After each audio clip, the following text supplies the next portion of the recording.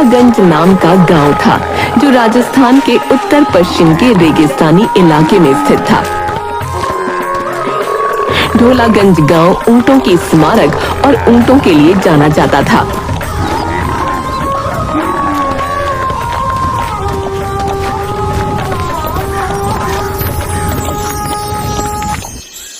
एक दिन पत्रकार शिकर ढोलागंज आता है ताकि वो ढोलागंज की कहानी अपने अखबार में छाप सके।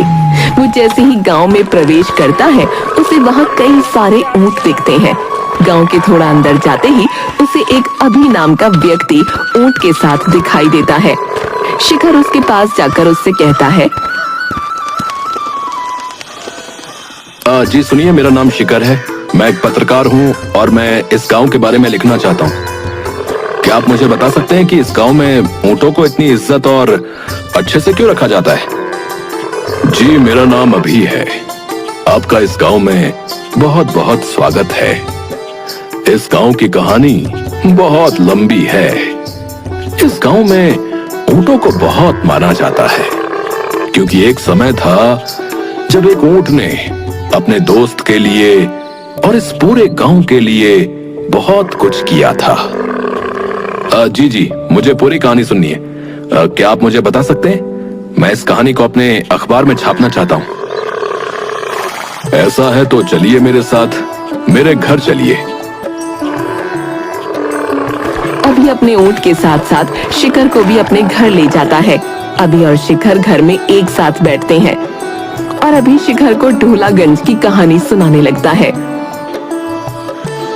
बात है 1935 की।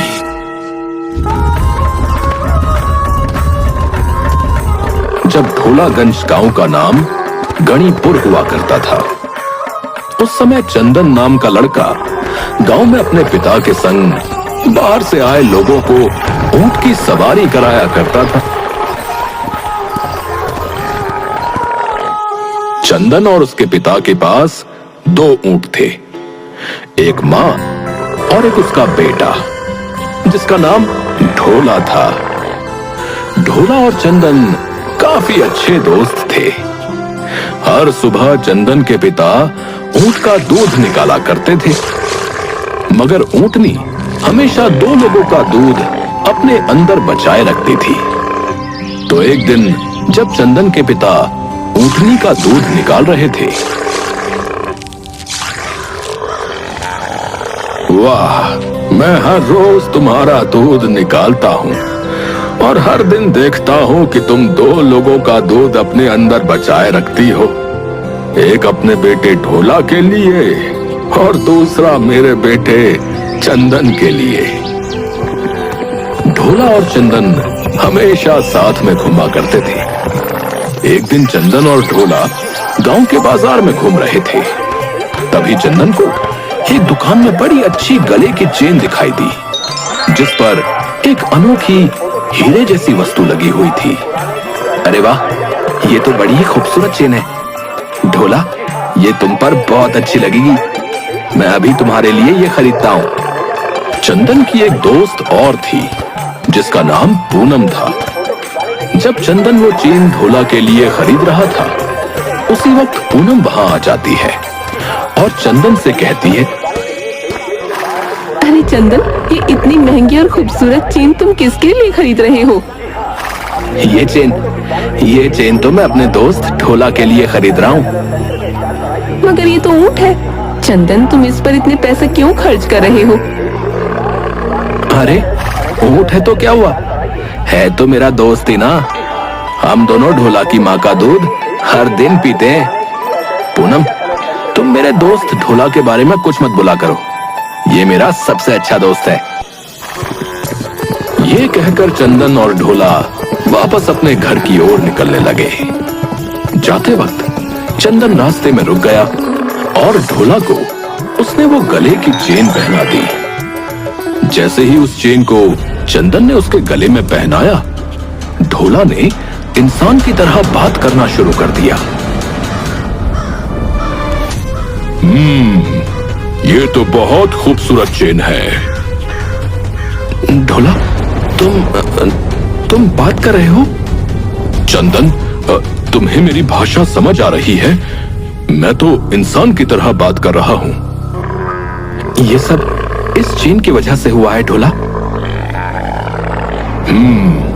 ये तो जादुई चेन है चंदन। इस चेन की वजह से मैं तुमसे बात कर पा रहा हूँ। ये बात चंदन ने अपने पिता को बताई, जिस पर उसके पिता ने चंदन और ढोला से कहा, ढोला, ये ऊपर वाले की देन है रे कि तुम दोनों बात कर सकते हो। अब से तुम दोनों की दोस्ती और भी गहरी हो जाएगी। मगर एक बात याद रखना, तुम दोनों ये बात किसी को मालूम ना पड़ने देना कि ढोला अब बात कर सकता है।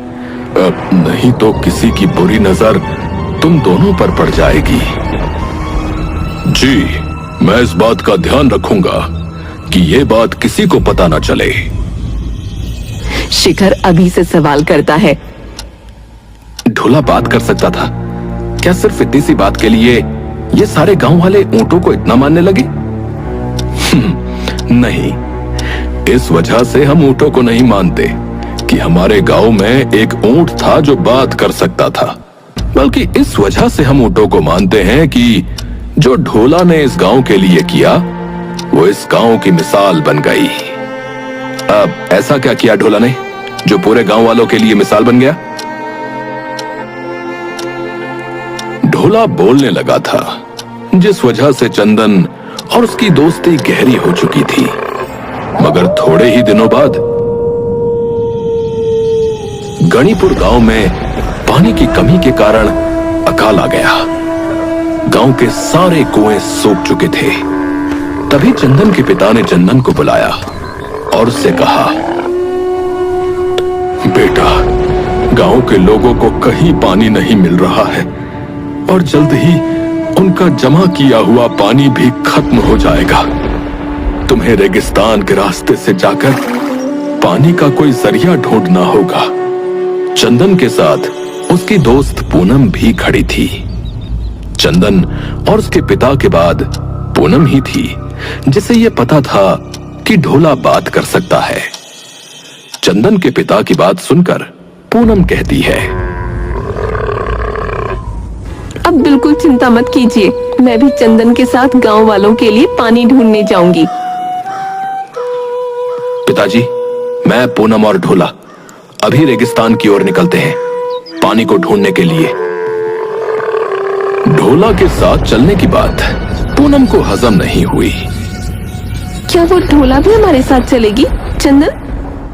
हाँ पूनम, ढोला भी साथ आएगा। आखिर रेगिस्तान में ऊंट से ज्यादा अच्छा साथी और कौन हो सकता है। जाओ बेटा, अब इस गांव को बचाने का जिम्मा तुम्हारे हाथों में है। पानी ढूंढे बिना वापस मत लौटना। जी पिताजी, हम लोग पानी ढूंढकर ही रहेंगे। तो वो तीनों रेगिस्तान में निकल गए पानी की तलाश में। रेगिस्तान में तीनों पानी तलाशने लगते हैं। हर जगह उन्होंने अपनी आंखें घुमाई कि शायद उन्हें छोटा सा ही सही मगर कोई तालाब मिल जाए जिससे वो गांव वालों की पानी की समस्या खत्म कर सके। मगर एक पूरा दिन बीत गया और उन्हें पानी का एक कतरा तक नहीं मिला, जिससे परेशान होकर पूनम ने चंदन से कहा, चंदन, मुझे नहीं लगता कि रेगिस्तान में हमें कोई पानी मिलेगा। जब हमारे कुएं का पानी ही खत्म हो चुका है तो रेगिस्तान में हमें पानी कहां से मिलेगा? मुझे लगता है हमें और आगे जाना चाहिए। क्या पता हमें आगे कोई गांव मिल जाए जहां के कुएं में पानी हो, तो हम पानी को भरकर मेरे पीठ पर रखकर गांव ले आएंगे। तुम चुप रहो ढोला, तुम्हें रेगिस्तान और गांवों के बारे में क्या पता? तुम तो बस एक ऊंट हो, ज्यादा दिमाग मत लगाया करो अपना। पूनम, मैंने कितनी बार कहा है कि ढोला से इस तरह बात मत किया करो। वो मेरा दोस्त है और क्या पता शायद हमें आगे जाकर कोई गांव मिल ही जाए। क्या चंदन, तुम अब इस ऊंट की बात पर विश्वास कर रहे हो? ये बोल सकता है, इसका मतलब ये नहीं कि इंसान की तरह है। पूनम, मैंने कहा ना, इसके बारे में ऐसे बात मत करो। मुझे लगता है चंदन कि हमें वापस लौट जाना चाहिए और गांव जाना चाहिए। हमें पूरे 1 दिन से पानी नहीं मिला है। गांव में अभी भी थोड़ा बहुत पानी जमा होगा। अगर हम अभी मुड़े तो सही समय पर गांव लौटकर पानी पी सकेंगे। हम अभी मुड़े तो सही समय पर गांव लौटकर पानी पी सकेंगे। चंदन ने बिना कोई संकोच किए पूनम को जवाब दे दिया, नहीं, जब तक मुझे पानी नहीं मिलता मैं वापस नहीं जाऊंगा। जो पानी गांव में जमा है वो जल्द ही खत्म हो जाएगा। फिर गांव वाले आगे कैसे जी पाएंगे? मुझे लगता है कि हमें हार नहीं माननी चाहिए। मुझे भी लगता है कि हमें हार नहीं माननी चाहिए। ठीक है, तो तुम सुनो इस ऊंट की। मैं वापस गांव जा रही हूँ। देखती हूँ तुम और तुम्हारा ये ऊंट पानी ढूंढ पाते हैं कि नहीं। पूनम, जो चंदन की बचपन की दोस्त थी, उसे रेगिस्तान के बीच में छोड़कर वापस अपने गांव लौट गई, जिससे चंदन थोड़ा हताश हो गया। चंदन को हताश देख ढोला ने चंदन से कहा, हताश मत हो चंदन, हम जरूर गांव वालों के लिए पानी ढूंढ लेंगे। तुम्हें याद है ना, तुम्हारे पिताजी ने तुमसे क्या कहा था? हाँ, यही कि जब तक पानी न मिले वापस मत लौटना। गांव वालों को बचाने की जिम्मेदारी अब हमारे हाथों में है। चलो ढोला, हम वापस नहीं लौटेंगे जब तक हमें पानी न मिल जाए। दोनों पानी की तलाश में रेगिस्तान में और अंदर जाते रहे और दर बदर पानी को खोजते रहे। रेगिस्तान में आंधी तूफान आए, मगर उनके मन में एक बार भी यह सवाल नहीं आया कि हमें वापस लौट जाना चाहिए। वो गांव वालों के लिए पानी ढूंढने के लिए रेगिस्तान में जाते रहे। जैसे जैसे वे लोग रेगिस्तान के अंदर जा रहे थे, वैसे वैसे चंदन की हालत खराब होती जा रही थी। तभी ढोला को रेगिस्तान में एक छोटा सा तालाब नजर आया। चंदन, देखो देखो, सामने ही तालाब है। ढोला, ढोला, आखिर हमें पानी मिल ही गया। हमें पानी मिल ही गया। अब हम गांव को बचा लेंगे ढोला। ढोला और चंदन उस तालाब की ओर जाने लगे, पर जैसे ही वो तालाब के पास पहुंचे, पानी की कमी के कारण चंदन बेहोश हो गया और नीचे गिर गया। चंदन, चंदन, उठो उठो मेरे दोस्त, अपनी आंखें खोलो। ढोला तालाब के और करीब आया ताकि थोड़ा पानी अपने मुंह में लेकर चंदन पर छिड़क सके, मगर जैसे ही उसने पानी पीने की कोशिश की, वैसे ही पानी के पास एक जादूगरनी प्रकट हो गई और उसने ढोला से कहा, रुक जाओ ऊंट, मैं जादूगरनी हूँ और ये तालाब मेरा है। इसमें मेरी अनुमति के बिना कोई भी पानी नहीं पी सकता है। जादूगरनी जी, मैं ढोला हूँ। मेरा दोस्त चंदन पानी की कमी के कारण बेहोश हो गया है। हम दोनों गांव के लिए पानी की तलाश में इस रेगिस्तान में आए थे। हमारे गांव को पानी की बहुत आवश्यकता है। कृपया इस तालाब का पानी हमारे गांव वालों को इस्तेमाल करने दें। तुम पहले उठो जिससे मैंने बात करते सुना है। मुझे माफ कर दो ढोला, मगर ये पानी तुम्हारे गांव को मैं नहीं दे सकती हूँ। ये तालाब जादूगरनी से जुड़ा हुआ है। इसकी हर एक पानी की बूंद त्याग मांगती है। मेरे दोस्त को अगर पानी नहीं मिला तो उसकी जान भी जा सकती है और मेरा प्यारा गांव सूख रहा है। मैं अपने दोस्त के लिए कुछ भी त्यागने को तैयार हूं। जादूगरनी जी, बताइए मुझे क्या त्यागना होगा? मैं तुम्हारे दोस्त को ठीक कर दूंगी और तुम्हारे पूरे गांव के कुएं पानी से भर दूंगी, इतना कि उन्हें कभी पानी की कमी ना होगी। मगर ये सब मैं तब करूंगी जब तुम ये गांव छोड़कर मेरे साथ जादू नगरी में चलोगे। तुम्हें खुद को इस दुनिया से त्यागना होगा और मेरे साथ चलना होगा ढोला।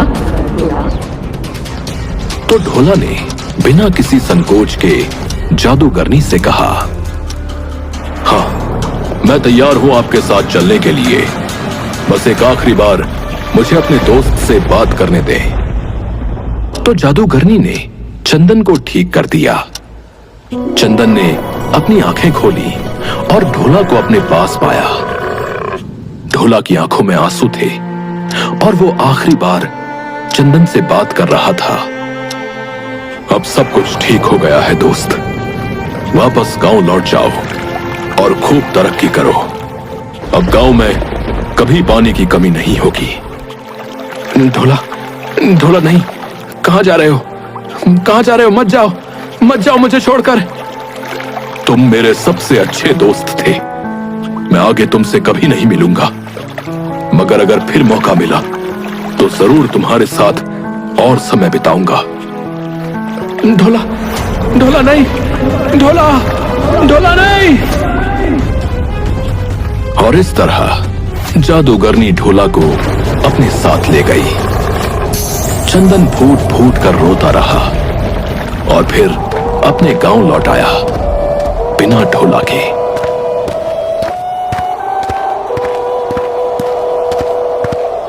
उसने अपने पिता और पूरे गांव को यह कहानी सुनाई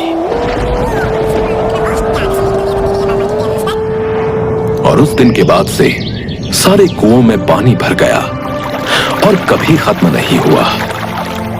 और इसीलिए ढोला के सम्मान में गांव का नाम बदलकर ढोलागंज रख दिया गया। ढोलागंज की कहानी सुनकर शिखर की आंखों में आंसू आ जाते हैं। ऊंट यहाँ पर दोस्ती का प्रतीक है। ढोला ने हमारे गांव को बचाया था, जिस वजह से इस गांव में ऊंटों को इतना मान दिया जाता है। अरे वाह, ये कहानी मैं जरूर अपने अखबार में छापूंगा ताकि लोग इसे पढ़कर प्रेरणा लें। और आपका बहुत बहुत धन्यवाद ये कहानी सुनाने के लिए। और हाँ, आपने इसे बहुत अच्छे से सुनाया। अच्छे से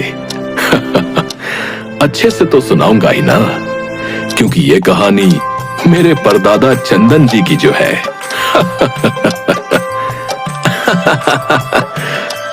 शिखर ये रोमांचक और प्रेरणादायक कहानी अपने अखबार में छापता है।